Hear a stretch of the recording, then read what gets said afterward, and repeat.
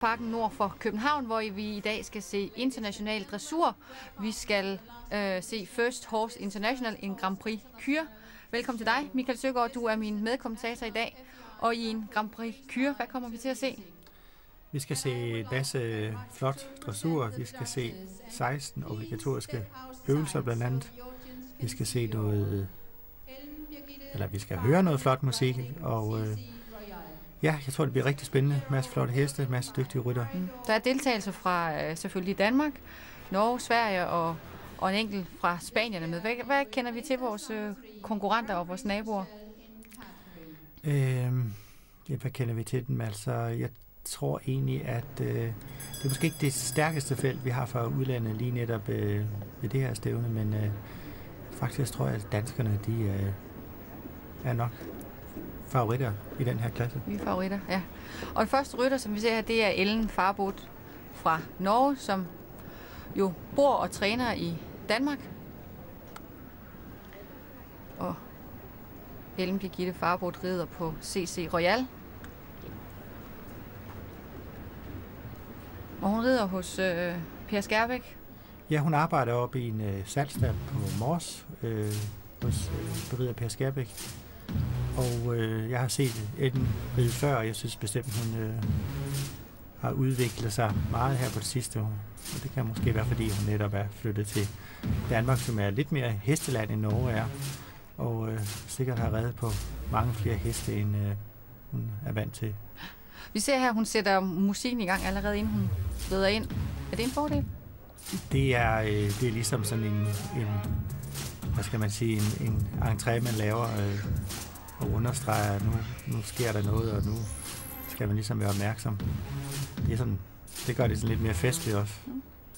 Hvis vi skulle prøve at komme i gang, kunne du prøve undervejs at fortælle lidt om de øvelser, vi ser, der bliver lavet, og hvor vigtigt det er? Den allerførste øvelse, vi så, det var en parade, der hvor hesten skal stå helt stille, og den skal stå lige på sine 4 ben, det vil sige forbenene og bagbenene skal stå lige ud for hinanden.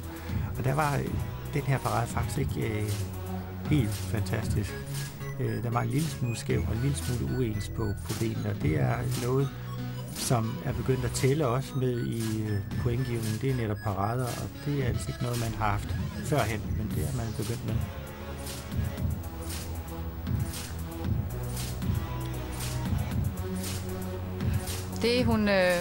Det hun er i gang. En kür er jo et frit program, men der er nogle øvelser, som skal indgå i en kür, og som tæller på forskellige måder pointmæssigt.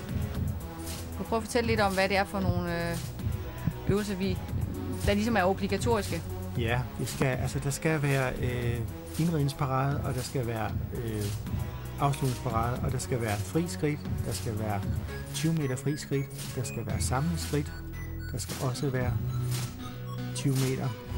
Der skal være sidetraverser til højre, og der skal være sidetraverser til venstre. Der skal være fri trav. Vi skal også have sidetraverser til både højre og venstre i galop. Vi skal have changementer for hver andet spring. Og vi skal have et af changementer. Det er, hvor hesten skifter fra højre til venstre galop i hvert spring. Så skal vi have galoppirouetter til højre og venstre. Passage. Faktisk passage, vi ser lige nu. Hvordan er hun kommet fra start, synes du? Jeg synes faktisk, der har været mange fine ting. Der har været nogle gode sidetraverser med flot sving og bæring. Det kan man sige, at den trav hesten går med, når den går lige ud, den skal den helst også bevare i sidetraverser. Det skal ikke være sådan, at den går over i den anden takt, men den skal blive ved med at bevare flot sving i sin trav i sidebevægelser. Og det synes jeg bestemt, den har gjort her. Nu er vi så nået til galopprogram. Så ser vi en sidetravers til højre her. Så chancerer den over i venstre galop og går sidetravers til venstre.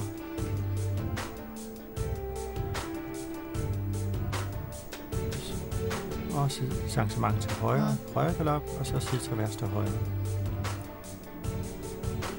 Og det er, man ligesom gør, at man skifter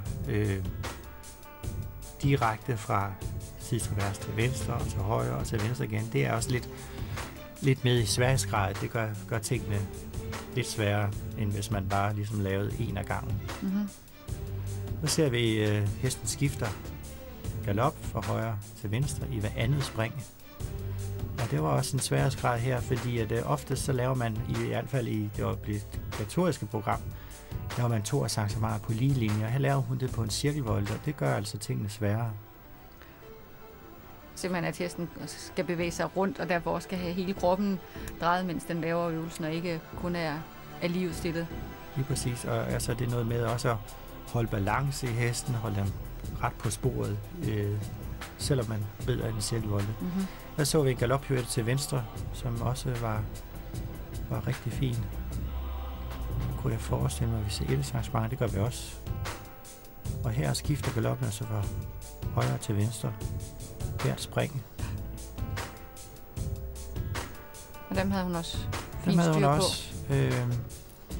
Skal man være kritisk, så kan man måske sige, at den svinger en lille smule med sin bagpart til højre og venstre i hver spring. Og så kan man spørge, hvorfor gør den det? Det kan der være flere årsager til, men ofte så er det måske noget med styrke at gøre, at hesten har svært ved at, ligesom at springe lige ind under sig, helt lige under sig i hver spring, og derfor kompenserer den lidt ved at springe en lille smule til højre og venstre. Så er det lidt lettere for den bag til. Så fra galoppirouette direkte ud i etter. Det er også en svær øvelse. Ganske fine ettersangsmarken så her. Og pirouette igen til venstre.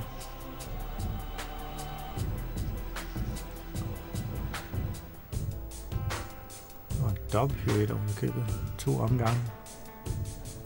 Det er jo sådan, at hvis man får lavet en øvelse, som ikke bliver helt perfekt, så har man egentlig chancen for, at, hvis man har plads i sit program, til at putte den ind en gang til, for lige at se, at man kan rette op på pointene. Ja, det er sådan set rigtigt nok, men det er jo sådan, at det program, man rider her, det er jo et program, man har lavet hjemmefra, og man har jo nøjagtigt fået til at stemme med musikken. Så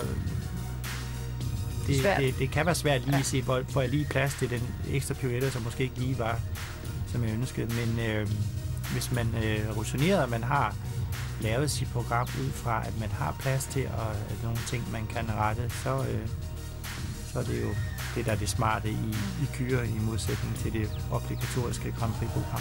Her ser vi den lige så lidt fra for hende. Ja, der var afslutningen, der var måske ikke lige helt optimal. Der var lidt taktfejl i passagen her til sidst, ja. Hvor den ikke går helt i den korrekte takt bag til. Og der får hun 66,80 for. Er det fortjent? Ja, jeg synes, der er mange fine ting her. Helt sikkert, der er også netop lidt taktfejl i passagen indimellem. Ja. Men ellers så vi også for kort tid siden en meget flot piaf. Vældig god til at piaffere den her hest. Og hun ser også tilfreds ud. Ellen Birgitte Farbod. Ja.